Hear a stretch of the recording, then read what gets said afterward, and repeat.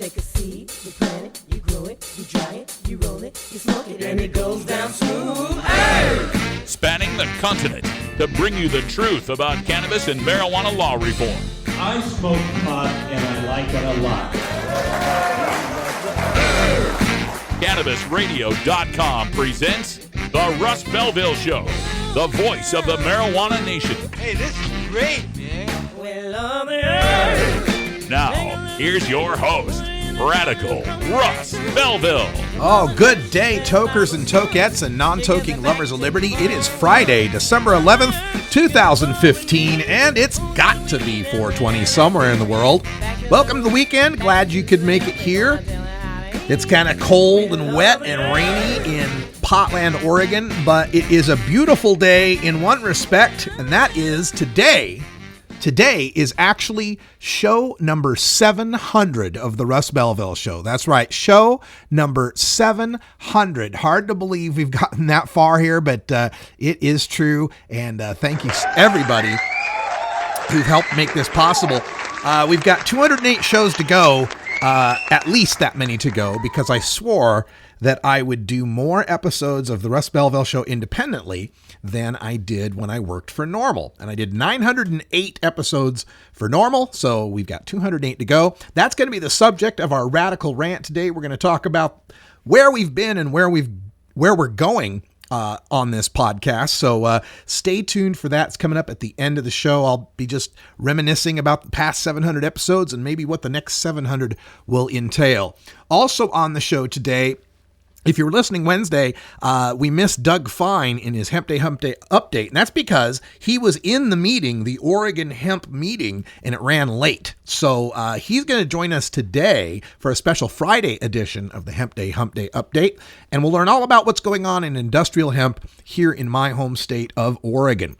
Also on the show today, we'll have time to go into the drug war data mines. I covered this a bit on Wednesday, but I got even more data to show you from the TEDS-A report. That's the treatment episode data set. Comes from the Substance Abuse Mental Health Services Administration, and basically tells us about Big Rehab. It's the numbers behind Big Rehab, and we'll show how they cannot survive without marijuana prohibition. Also, we'll go behind the headlines today, where we've got a tragic story to tell you from Florida that reminds us once again to keep your rights. You don't surrender your rights unless you absolutely have to. We'll tell you all about that right after the headlines, and that comes in our cannabis radio news. And in the news today, we've got a significant shift by Jeb Bush on his marijuana policies. We've got tourism in Colorado, and how much does cannabis influence it? Mexico has issued their first permits for marijuana cultivation. California's got San Francisco already looking at marijuana legalization and possibility of decriminalization in the state of Illinois. That's all coming up in the Cannabis Radio News. We've got a big announcement about our news. I'll tell you about that in the Radical Rant. And just briefly here, a personal note. I've been off a couple of days this week, and it was yesterday that I learned that my little brother, he's 3 years younger than me, so he's turning 45 in just like 3 weeks, may have colon cancer. In fact, the doctors have found a softball-sized mass in the colon. He went in for the CT scans. His liver is clear, but there may be a problem with a lymph node. He's got a little baby boy, well, not toddler, he's 4 years old now, who was born premature. So he's been through that and now is facing this. And, I had to take a day off. I hope you all understand. And there might be other disruptions in my schedule as we approach the next couple of weeks. But we'll keep you posted. Thanks for all your well wishes, thoughts, and prayers through Facebook and Twitter. I appreciate that. And the good news is he's not opposed to medical cannabis treatments. The bad news is he lives still in Idaho. So I'll keep you posted. I'll let you know what's happening. And hey, if you know anything about RSO, this would be the time to contact me. We're back with the Cannabis Radio News right after this.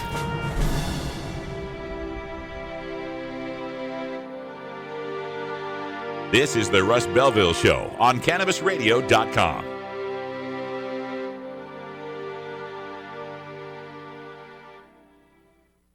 The son of a Polish immigrant who grew up in a Brooklyn tenement, he went to public schools, then college, where the work of his life began, fighting injustice and inequality, speaking truth to power. He moved to Vermont, won election and praise as one of America's best mayors. In Congress, he stood up for working families and for principle, opposing the Iraq War, supporting veterans. Now he's taking on Wall Street and a corrupt political system, funded by over 1 million contributions, tackling climate change to create clean energy jobs, fighting for living wages, equal pay, and tuition-free public colleges. People are sick and tired of establishment politics, and they want real change. Bernie Sanders, husband, father, grandfather, an honest leader, building a movement with you to give us a future to believe in.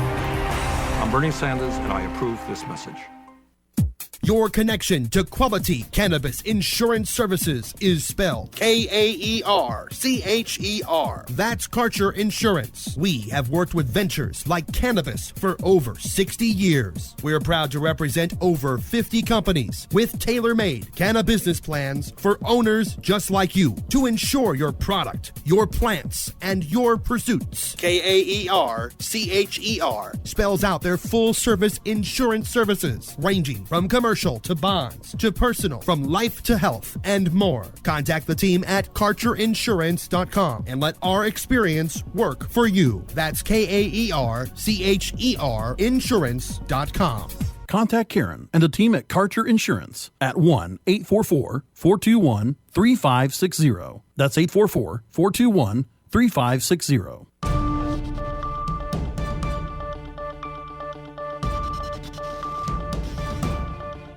It's time for the Cannabis Radio News, covering the latest headlines in consumer cannabis, medical marijuana, and industrial hemp. Cannabis Radio News is now available exclusively at CannabisRadio.com. Now your marijuana headlines in 4 minutes and 20 seconds. This is Cannabis Radio News. This is your Cannabis Radio News for Friday, December 11th, 2015. Tom Angel at marijuana.com reports that Republican presidential candidate Jeb Bush announced a slight shift in his position on marijuana laws on Friday. Quote, "It's one thing to say we should have decriminalization of marijuana. I support that," end quote, the former governor said in an interview with Joe Matthew of Boston's WBZ News Radio. Bush had not previously endorsed a removal of criminal penalties for cannabis possession. But Bush added that he still opposes full legalization, reiterating how he even voted against a medical marijuana ballot measure that appeared on his state's ballot in 2014, saying, quote, "Marijuana is a gateway drug just as opiates are a gateway drug. Of course it is. Every study shows that," end quote. In point of fact, a comprehensive research assessment by the Institute of Medicine in 1999 found, quote, "There is no conclusive evidence that the drug effects of marijuana are causally linked to the subsequent abuse of other illicit drugs," end quote. Marijuana businesses have long proclaimed that cannabis is drawing visitors to Colorado. Now they have proof. A study commissioned by the Colorado Tourism Office shows legal weed as a growing motivator for trips to Colorado, conflicting with the mantra of tourism officials statewide that savvy marketing alone is responsible for record visitation and spending in the past 2 years. While the state's Come to Life ad campaign is certainly successful, surveys in October and November found of potential summertime visitors who were exposed to the state's tourism ads revealed that the marijuana laws influenced vacation decisions nearly 49% of the time. But the survey's director said the questions may not have captured the opinion of people who opted out of Colorado travel because of legal pot. And only 8% of the Colorado tourists who responded to the survey said they visited a marijuana dispensary. Mexican health authorities issued Friday the first permit allowing 4 individuals to grow and smoke their own marijuana, but none actually plans to consume the drug. While the permit opens a crack in Mexico's prohibitionist policies, the government health watchdog COFEPRIS stressed that the authorization is limited to those 4 people only. The foursome, who secured the authorization in a historic Supreme Court ruling last month, hope that their victory will force Mexico to legalize marijuana. The group, part of the Mexican Society for Responsible and Tolerant Personal Use, says decriminalizing pot will help reduce the country's relentless drug cartel violence. Their legal victory has prompted others to seek similar permits, while forcing President Enrique Peña Nieto and Congress to debate whether to change the country's marijuana laws. COFEPRIS underlined in a statement that under the current laws, marijuana, quote, is still an illegal substance, end quote, and its cultivation and sale remain forbidden. Expecting California voters will legalize recreational marijuana use next year, San Francisco is assembling a task force to propose regulations for the industry, addressing everything from drug potency to where pot businesses can locate. Cancer survivors, those living with HIV, business owners, and medical marijuana dispensary operators were among the 48 applicants vying for 14 seats on the newly created Cannabis State Legalization Task Force. The body will advise the Board of Supervisors on regulating the marijuana industry. On Thursday, after more than 5 hours, the board's Rules Committee selected 11 people to serve on the task force, postponing a decision on who should serve on 3 other seats to another day. The full board is expected to approve the task force members next week, and the task force is expected to hold its first meeting in January. There is a move to lower the penalties for people caught with marijuana in Illinois. A new bill would replace criminal penalties with a civil fine for anyone possessing a small amount of pot. While there are already over 100 local ordinances that give police discretion on whether someone should get arrested or a ticket, many state lawmakers say it's time for consistency throughout the entire state. They say low-level criminal marijuana offenses have proved to destroy lives. House Bill 4357 will remove criminal penalties for simple marijuana possession and replace them with a civil fine. For 10 grams or less, the ticket will range from $100 to $200. The House bill is a revamped version of the one that Governor Bruce Rauner amendatory vetoed last year. He asked for changes in the amount of marijuana and fines, and Representative Cassidy is confident the governor will now support it. This has been your Cannabis Radio News for Friday, December 11th, 2015. I'm Russ Belville.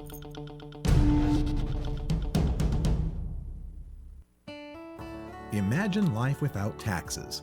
Let New Era Certified Public Accountants, NewEraCPAs.com, handle your Cannabusiness 280E and tax strategy. Get your business prepared with New Era CPA's Cannabis Finance Bootcamp.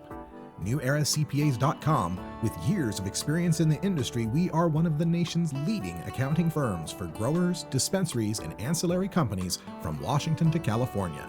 NewEraCPAs.com. The Russ Belville Show, where the truth about marijuana gets more than a minute to speak. MJWellness.com, the largest medical marijuana community in the world. Connect with thousands of patients, doctors, industry leaders, and businesses through shared personal experiences along our worldwide network. Discover new therapies and benefits with content tailored to you. Come grow your network on MJWellness.com. You're not alone. Your wellness matters. Learn, live, and thrive. Check out MJWellness.com today.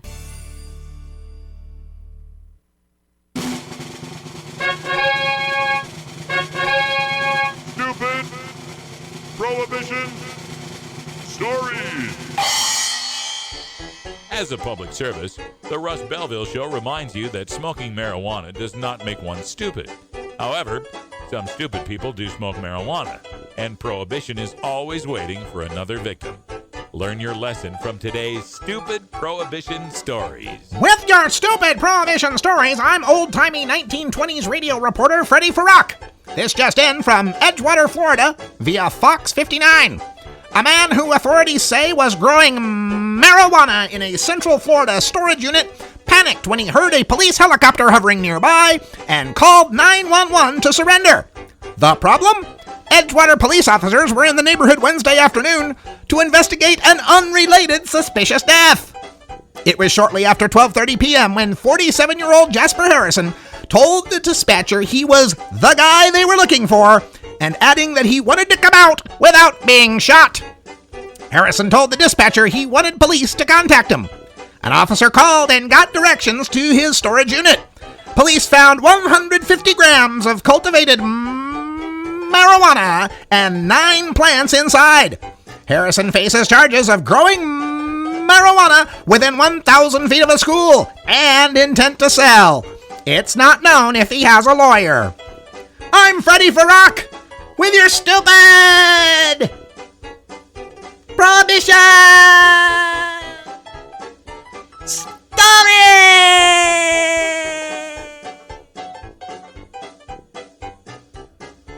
Oh my God. Oh, what a sad story. Thanks, Freddie, for that report. So the guy is growing 9 plants in Florida, 150 grams they got cultivated there in a storage unit. Here's a helicopter. And so his first move is to call the cops. You got me. There's a helicopter in the neighborhood. You got me. Oh, no. Dude, you know what kind of time you're facing in Florida for cultivation with intent to sell within 1,000 feet of a school? Well, I can tell you, thanks to normal.org, and this is a good tip for you if you want to look up the laws in your state. The website you go to is normal.org/laws/ your 2-letter state abbreviation. So, you go to normal.org/laws/FL, and you'll find the link to the state laws of Florida and a bunch of other stuff too.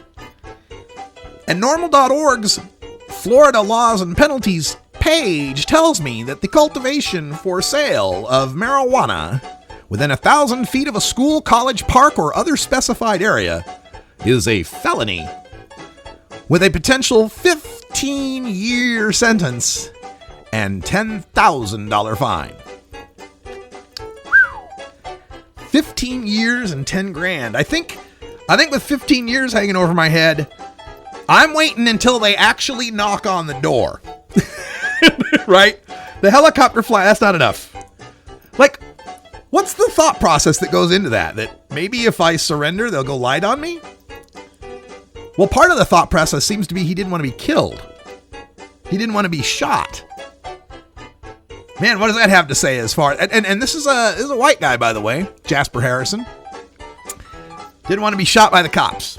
But that's kind of telling, isn't it? That's kind of a indictment of America in and of itself, isn't it?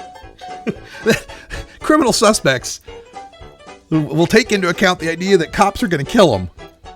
Yeah, we better surrender. The cops will kill us otherwise. What a damn shame for this guy. So let's make sure that Jasper Harrison, wherever you're at, man, get yourself a lawyer. And if you go to normal.org, you can get a lawyer there too. You definitely need one. Man, 150 grams. That's, 6 ounces? 5 ounces? Something like that? We'll find out here in a second. It's 5 1/4 ounces. Yeah.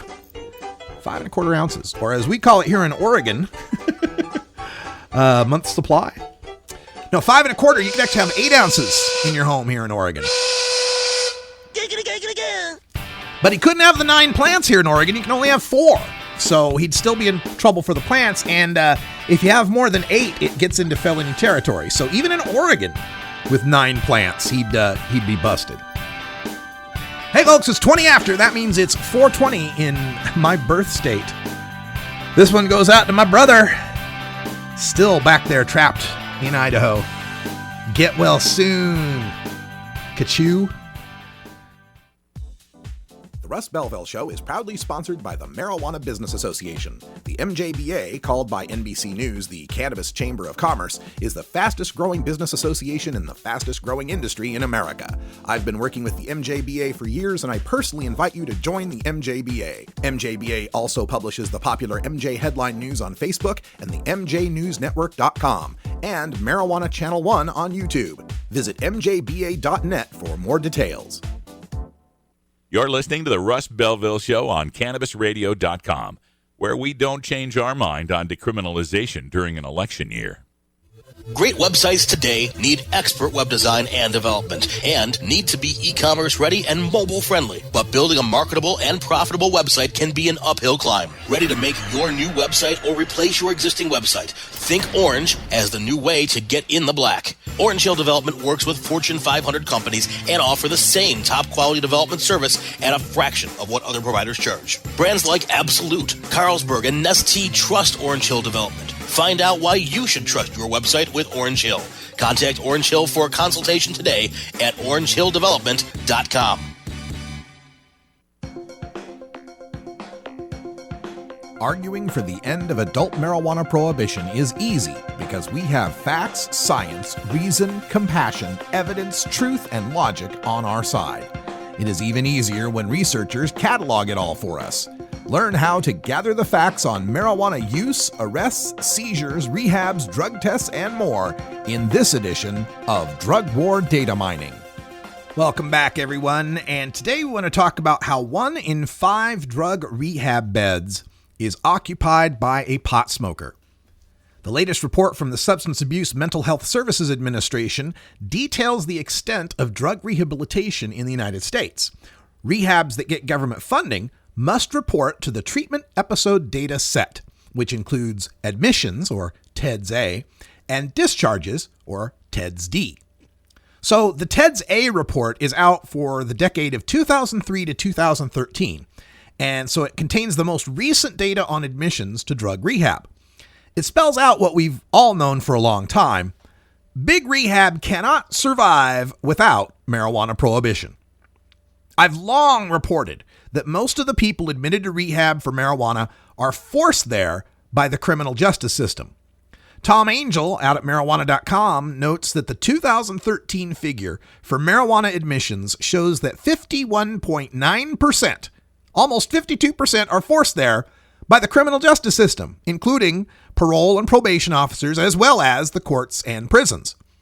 Only 18.1% feel they have enough of a drug dependence to admit themselves for marijuana rehab, compared to over 37% who admit themselves for other drugs. And if you want to compare and contrast this, right? 52% of the people in rehab for marijuana were forced there by the criminal justice system. The next closest in that category is meth at 46.6% and PCP at 43.2%. So yeah, cops are forcing marijuana consumers to rehabs at a greater rate than meth or PCP users. Amazing. And the other thing is the self-admittance. Only 18% of marijuana consumers are there because they self-admitted. They wanted to be there. When you look at crack cocaine, it's 40%. Heroin, it's 58%. Tranquilizers, 46%. Sedatives, 46%. With other drugs with severe addictive potential, people really do want to go and get help. Now, marijuana admits, the people going to rehab make up 20.6% of all admissions, whether it's their primary drug, secondary, or tertiary drug. So the criminal justice system is placing over half the marijuana users into rehab, works out to over 1 in 10 people in rehab who are forced there for pot, taking up a bed that a real heroin, crack, meth, or alcohol addict should have. Clearly, the marijuana rehabbers, most of them, don't have a problem with marijuana dependence. TEDS A tells us that 35.5% of marijuana rehabbers didn't smoke pot for a month before entering rehab. Over a third didn't smoke pot at all for at least 30 days before they went to rehab. And another 16.9% used marijuana less than once a week. So, a majority of marijuana rehabbers aren't even weekly tokers. And only 1 out of 4 of them, well, it's actually 24.3%, are daily tokers. Consider that these are the stats from the rehabs that receive public money. In order to receive these grants, the rehabs have to show they're accomplishing some measure of rehabilitation. How much simpler is that when 1 in 5 of your clients is a pot smoker, half of them don't even toke weekly, and then you threaten them with jail if they don't pass a P test? These non-addicted individuals can go without weed and appear to be cured from their addiction far easier than creating a success story for an opiate-addicted individual. Rehabs, though, don't characterize their marijuana clients as being non-addicted. No, of course. According to TEDS A, 76.6% of marijuana rehabbers meet the criteria for substance abuse or dependence, even though over half of them aren't toking weekly and a third of them aren't toking monthly. But Ted Zay also says that only 69.6% of crack cocaine rehabbers meet that criteria. Are we really supposed to believe that a pot smoker is more likely to be an addict than a crack smoker? Well, part of the criteria that determines dependence is continued use of marijuana despite legal consequences. And the fact that you got forced there by the criminal justice system shows that you've got a dependence problem. It's kind of its own little feedback loop, folks. And the Ted Zay data also destroy the talking point of Project Sam and the other pot prohibitionists who warn that legalization will lead to an increase in marijuana dependence and form a gateway to harder drugs. Well, it turns out that marijuana rehabbers have the lowest average number of drugs admitted for than any other drug but alcohol. There are 45.8% of the marijuana rehabbers there for marijuana alone, and 37.8% are there for marijuana and alcohol, the greatest numbers of any drug. Marijuana legalization, medicalization, and decriminalization may be having an effect on big rehab, may be having an effect on big rehab's client count. After peaking at over 372,000 admissions in 2009, primary marijuana admissions dropped to 358,000 in 2010, 315,000 in 2012, and are down to 281,000 in 2013. That includes almost 18% fewer 12 to 17-year-olds admitted to rehab, as well as declines in every age demographic except people over the age of 55. It's a start, but only when marijuana is legal nationwide will we see realistic numbers on how many people truly need medical assistance in ending marijuana dependence. It's not like users of legal drugs won't seek rehab when they need it, as evidenced by the 1/3 of alcohol rehabbers, 2/5 of crack rehabbers, and 3/5 of heroin rehabbers who self-admit, according to Ted Zay. You can get that report from the Substance Abuse Mental Health Services Administration. If you can't find it, send me an email. I'm Radical Russ everywhere, including Gmail, Twitter, Facebook, LinkedIn, Pinterest, SoundCloud, YouTube, Periscope. I'm sure there's another one out there. This is the Russ Belville Show on CannabisRadio.com.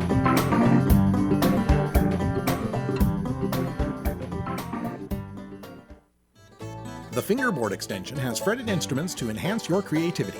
It has new and used guitars and banjos from beginning to high class. The Fingerboard extension has National Resophonic, Husson Dalton, Larrabee, Heritage and Recording King guitars, and Mike Ramsey, Wildwood, Gold Tone, and Recording King banjos. The Fingerboard extension also has drum stuff, used gear, and parts. Stop by the Fingerboard extension, downtown Corvallis, Oregon at 120 Northwest 2nd, or check out the inventory on the web at fingerboardextension.com and reverb.com. The Russ Belville Show is blogging and podcasting daily at RadicalRuss.com. Dr. Dabber, hurry! Its temperature is shooting past 1,000 degrees Fahrenheit. It's burning up. I'm afraid for this little guy, it's just too late. What caused the problem? Only Dr. Dabber can maintain the perfect temperature for a smooth-tasting, slower burn. This standard vaporizer lost all of its health benefits, sending it up in smoke. So you're telling me that most vapor pens burn so hot they produce smoke, not vapor? Correct. Keep away from those standard vaporizer pens and turn to Dr. Dabber. Doctor's orders. Less heat, more flavor. Ganjapreneur.com, your guide to the cannabis business world. Ganjapreneur.com is a comprehensive resource for cannabis professionals and entrepreneurs. Download the Ganjapreneur app on your smartphone or tablet to catch up on cannabis industry news, scroll through our daily job listings, and learn about successful cannabis companies, executives, and investors. Ganjapreneur.com, helping Ganjapreneurs grow.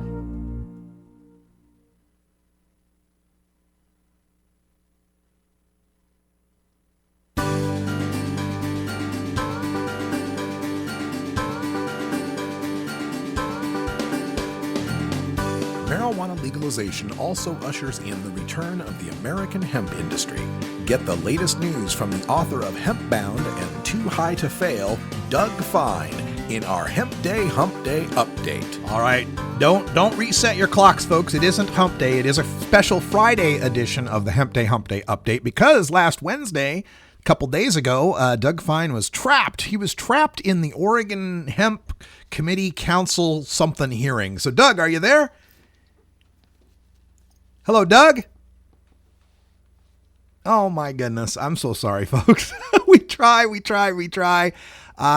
No answer from Doug Fine once again. I'm so sorry. He was, we had rescheduled for Thursday and then had to take the day off Thursday, and I rescheduled with him again, and I don't know what's going on. I apologize. In the meantime, we'll give you this clip from Deborah Peterson Small's amazing oratory at the Drug Reform Conference, Crystal City, Virginia, last month.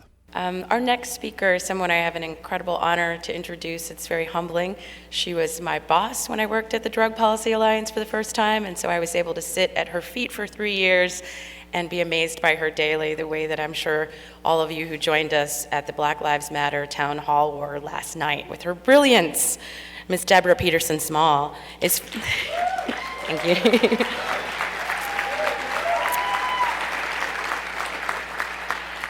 So Deborah Peterson Small is founder and executive director of Break the Chains, a public policy research and advocacy organization committed to addressing the disproportionate impact of punitive drug policies on poor communities of color. It was founded in the belief that community activism and advocacy is an essential component of progressive policy, and works to engage families and community leaders in promoting alternatives to the failed war on drugs by adopting public health approaches to substance abuse and drug-related crime. Please join me in welcoming the amazing Deborah Peterson Small.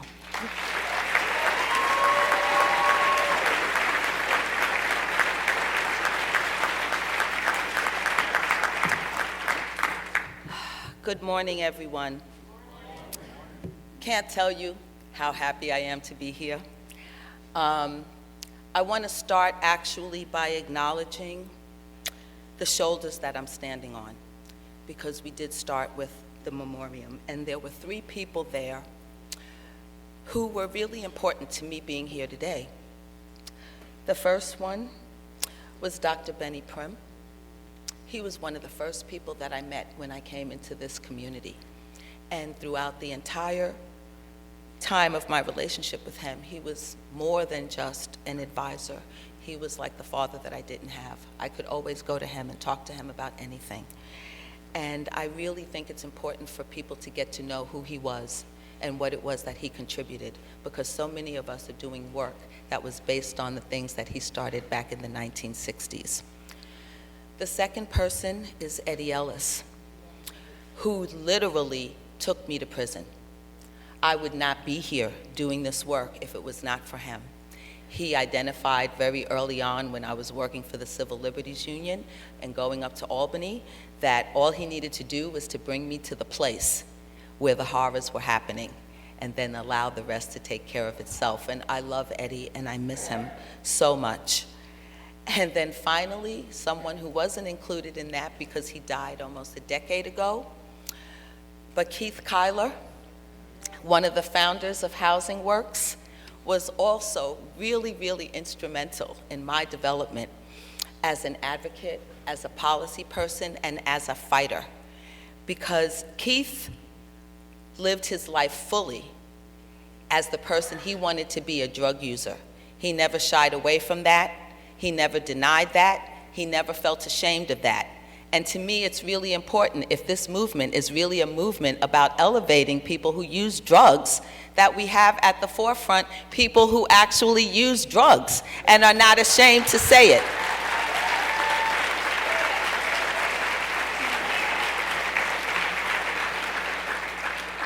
I want to pick up where Ethan left off yesterday in talking about the importance of knowing our history. Because for me, you know, I came to this movement because of my belief and commitment to social justice. And I feel like I'm always learning more and more and more about how all these things tie together.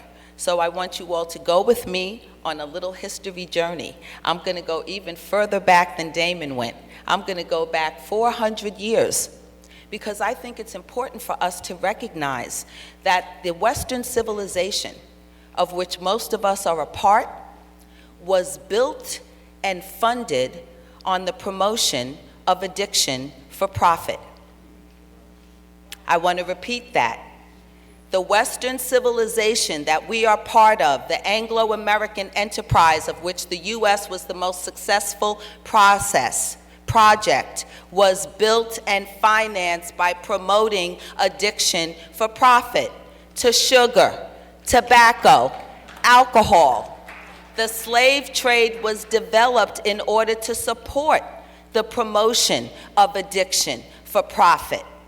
Racism was invented to justify the slave trade, which was developed to promote addiction for profit. And here we are, 400 years later, after having built an empire on the backs of people that we got addicted to things so we could make money from them. Now we have a new system of punishing people for the addictions we developed so that we can profit from the punishment.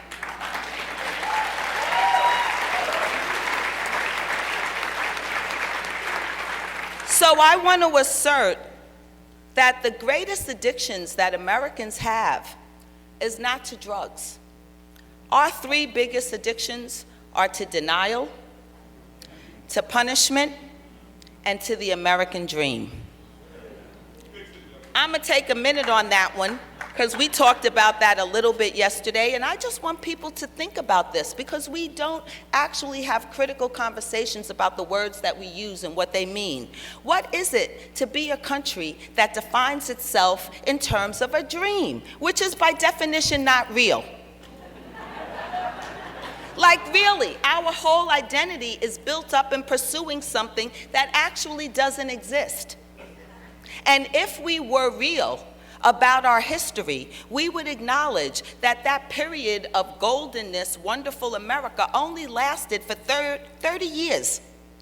30 years out of an almost 300-year period, but we've defined our whole identity inside of this 30-year period when everybody seemed to be doing good because the rest of the world was doing bad. That's not sustainable. So one of the messages I have for you all is like it's time for us to wake up and live in reality, not in the dream. And in the reality of our system that we're in now, one of the biggest problems that we have is our addiction to consumerism and to believing that we are what we consume. You know, I say that by definition, drug prohibition cannot exist compatible with human rights. It's not possible to have a system based on prohibition that's compatible with human rights because by practice, it's a policy that requires that you punish people who are involved with drugs. We say that it's a war on drugs, but it's not a war on drugs, it's a war on people.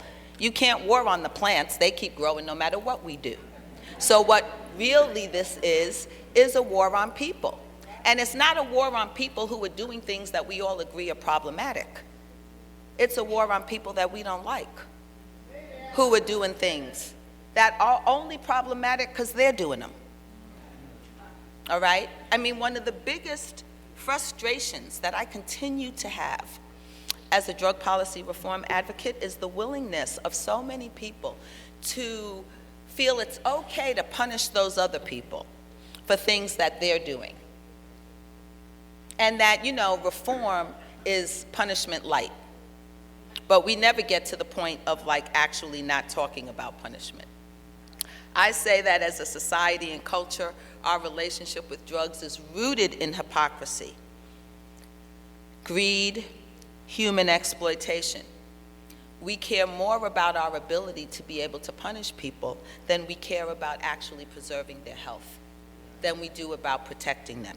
So I want to just go over just a few examples of real examples of the ways in which drug policies operate in ways that are dehumanizing. The first one I want to speak to, because I'm a female, is the way in which our policies are directed against women. One of the justifications for adopting these treaties in the first place was that they were going to protect women and children. And yet what we have seen now in the U.S. and in other countries is the stigmatization of women, and particularly of pregnant and parenting women, and the criminalization of their outcomes based on whether or not they use drugs. So in the 80s, it was crack babies. In the 2000s, it's Oxytots. We never talk about poverty as a problem for people's birth outcomes. We never talk about all the legal drugs that people get to use, but we're more than willing to lock up women for that. Second, dehumanizing, drug conspiracy laws, guilt by association. That's why Kemba got sentenced to all that time. They acknowledged that she didn't use drugs. They acknowledged that she didn't sell drugs, but she was guilty because of her association. What kind of dehumanization is that? And one of the consequences of that is that we use those conspiracy laws to force people to tell lies on each other in order to avoid having the majority of their life be spent behind bars. That is dehumanizing. Don't clap, because I only got 3 minutes. Last 2 points. 3 strikes laws. For me, this is something I really want us to think about, because we not only apply that in sentencing, we apply that in treatment, we apply that in schools, and we never ask ourselves, where the hell did strikes come from? It's a baseball metaphor. Why do you have strikes in baseball? Because there is no clock. I'm serious, don't laugh. There's no clock in baseball. So the purpose of balls and strikes is to add some level of boundary and finality to an otherwise untimed game. But people are not like baseball. We're more like football and basketball, because our clock starts running from the moment that we're born. We are finite people. So we need to think about what it means to apply a sports metaphor that's designed in that context to people. To people's lives, to say 3 strikes, you're out. What the hell does that mean? And we actually don't even critically examine how we came up with that, how we're applying it, and what it actually means. Now, I know I'm running out of time, so I'm gonna go to my last 2 points real quick, which is, what is drug policy reform? This is, again, a point where history has to teach us something. In the same way that ending legal slavery did not equate with black freedom, ending mass incarceration is not the same as actually removing all the shackles, etc., that drug policies have placed on people of color. Okay, we need to actually think about what is the role that the drug war has played. It has been the space to continue to allow the economic, political, and social oppression and exploitation of people in general, but black and brown people in particular. So if our reform is not changing that power relationship, if all we're doing is taking off people's physical chains and putting them in the economic chains of having to pay for the privilege of not going to prison so that somebody else gets to profit, that's not real reform. And for all of you pot entrepreneurs out there, my question to you is, are you going to be a parasite or a social engineer? Are you going to use your money to keep sucking the blood out of our community, or are you actually going to be part of the solution of applying reparations? And yes, I said that word, because God damn it, I am done with the idea of people having policies that screw over people for decades, and then one day they say, oh wow, we've come enlightened, my bad, and all of a sudden it's all good. And we're still left with the scars. We're still left with the hurt. We're still left with all of the damage that has been done. You guys owe us, and I'm here to collect. See you. That was the amazing Deborah Peterson Small at the International Reform Conference. She is the founder of Break the Chains, a fantastic reform group. And she was clearly the speech of the day, standing ovation. And I'll never forget some of the concepts she taught me. We're back with The Rant right after this. This is Radical Russ encouraging you to take a look at the Weed blog every day. Johnny Green and the staff at the Weed Blog are on top of all the latest developments in the fight to end marijuana prohibition nationwide. You can even get the Weed Blog on your smartphone by installing the Weed Blog app for iPhone and Android. If it's about weed, it's on the Weed Blog, including my original writing. So don't delay. Read the Weed Blog today. You're tuned into the Russ Belville Show, the voice of the marijuana nation, only on CannabisRadio.com.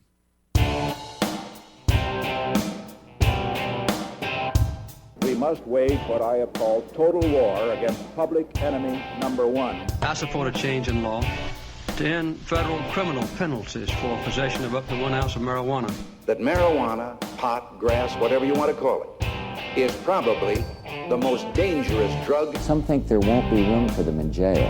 We'll make room. I experimented with marijuana a time or two, and I didn't like it and didn't inhale. One major responsibility is to encourage people to use less drugs. Entirely legitimate topic for debate. Radical Rant. As we reported, the California Adult Use of Marijuana Act, or the AUMA, also known as the Sean Parker Initiative to legalize marijuana, has now become the de facto frontrunner in the state of California. The organization that had put forth its own activist-supported initiative under the banner Reform California has moved to withdraw its measure, and a majority of the board has now endorsed the AUMA. Securing those endorsements required a few amendments to the AUMA that I have now analyzed and notated in my updated hyperlinked text of the California Adult Use of Marijuana Act. That's available through my Scribd account at scribd.com, or you can go to marijuanapolitics.com. It's my latest post up there, and there should be a link to it.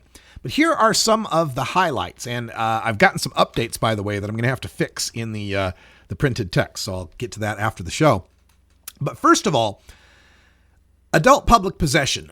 You're allowed to possess 1 ounce of flour and 8 grams of concentrate. And I was confused by this because there was 2 different sections. One section that said that it was lawful to possess, for adults over 21 to possess up to 8 grams of concentrate. And that was a change from the original act, which only had 4 grams of concentrate. But then there's another section that says there's punishment for over 4 grams. What I wasn't getting in that is that was there to make it so there was punishment for people 18 to 20 who have more than 4 grams. And then if you're over 21, it's 8 grams that you're allowed. So I'll get that fixed in the text of the article. 1 ounce of flour, 8 grams of concentrate. So a little more than a quarter ounce of concentrate. Adult home grows. You're allowed 6 plants and all of the harvest that you produce from those plants. Localities cannot ban your indoor personal grow, but may ban personal grows outdoors. However, landlords can ban your personal grow and even possession within their properties. Also, keep in mind that's 6 plants per residence, not 6 plants per adult. So that's, you live with 3 other roommates, and that doesn't matter. You're still going to be busted if you have more than 6 plants in that house. And for information on this, let's see if that website will come up. No. Anyway, also, you are allowed to possess at the grow all of the marijuana you harvest from the 6 plants. So keep that in mind. It has to be at the grow. Public toking is prohibited. That includes any place with a no smoking sign, any place you can be seen in public, any place within 1,000 feet of a school if it can be seen or smelled, or while driving or riding in a vehicle. However, pot lounges are possible under the Adult Use of Marijuana Act. A locality can allow for the on-site consumption of marijuana in a specially designated public place. Use in private limos, buses, flights, and cruises might be allowed as well. Maybe not flights, because that's all federal. So, deliveries are allowed. While localities can ban deliveries within their jurisdiction, they cannot ban deliveries through their jurisdiction. Hash oil blasting is illegal. You have to have a license to make concentrates using any volatile solvents, and violating that can be a felony with 3 to 5 to 7 years, depending on circumstances. Employers can still piss test you for your job, but they don't have to. Marijuana licensing begins on January 1st, 2018. Included in the licenses are 5 cultivation licenses.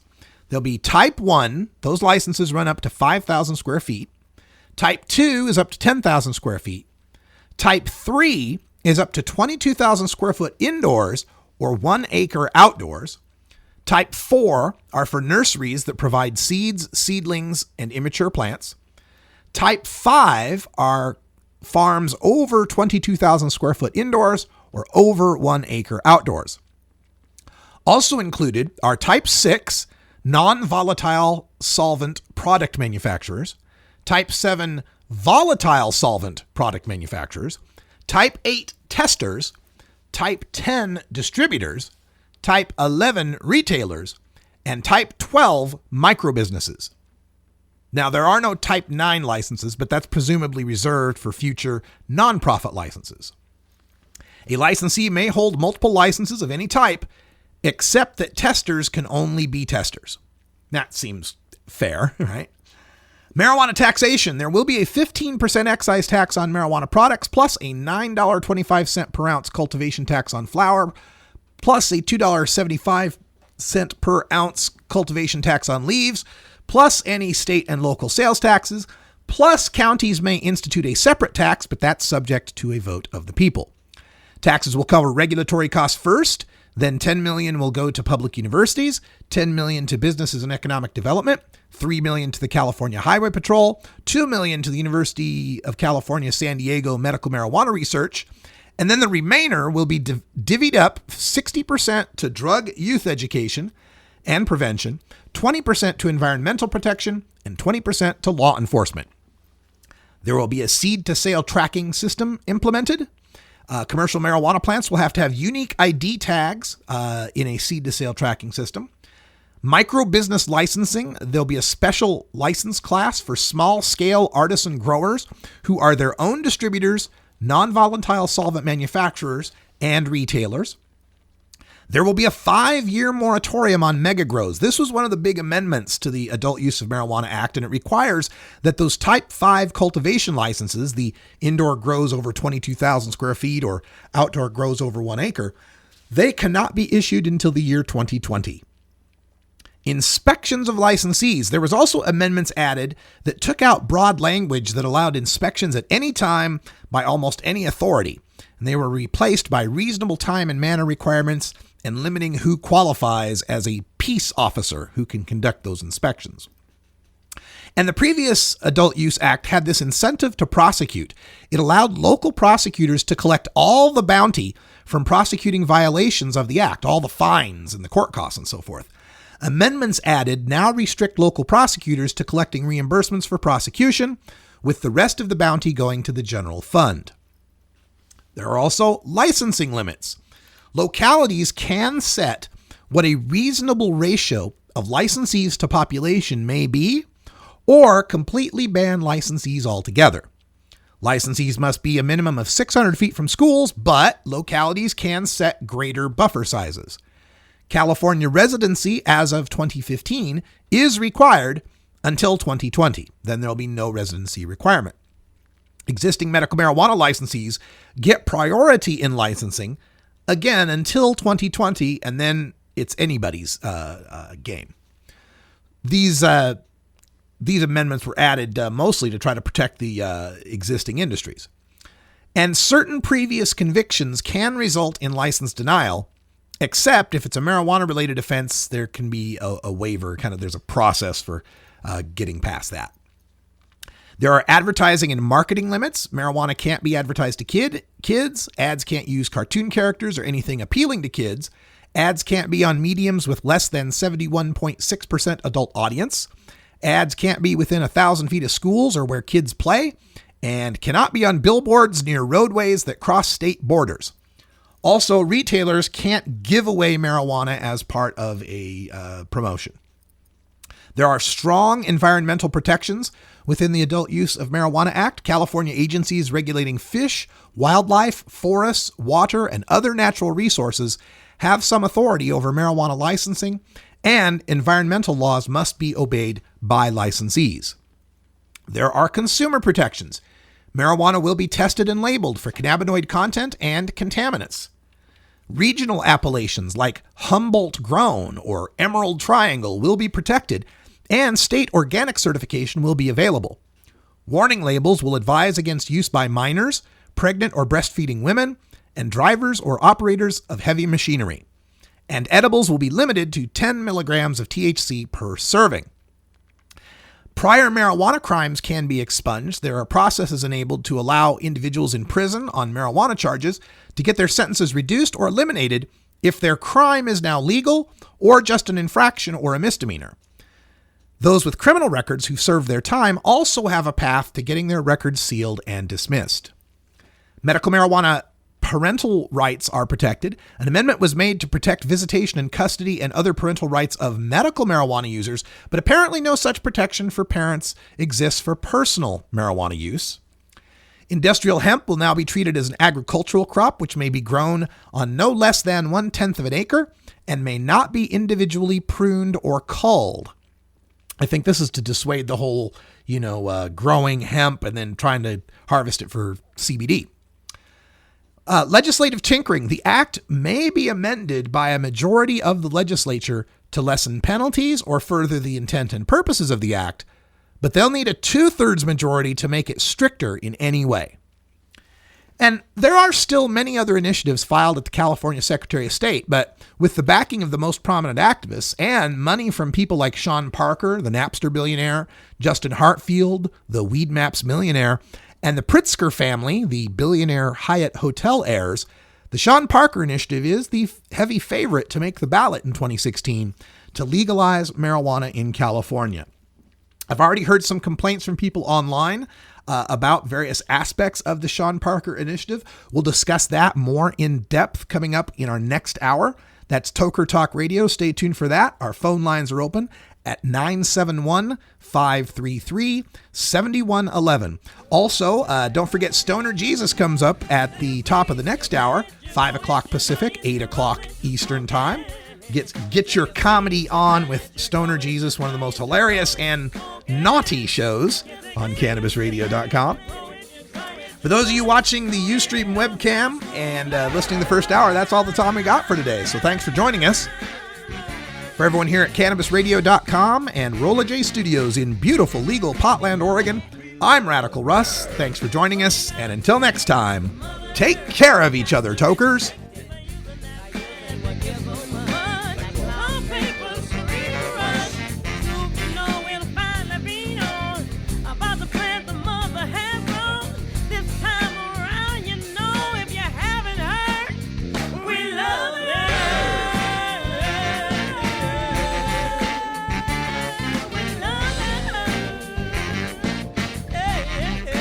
This is the Russ Belville Show. The Russ Belville Show is blogging and podcasting daily at RadicalRuss.com. You take a seed, you plant it, you grow it, you dry it, you roll it, you smoke it. You take a seed, you plant it, you grow it, you dry it, you roll it, you smoke it. You take a seed, you plant it, you grow it, you dry it, you roll it, you smoke it, and it goes down.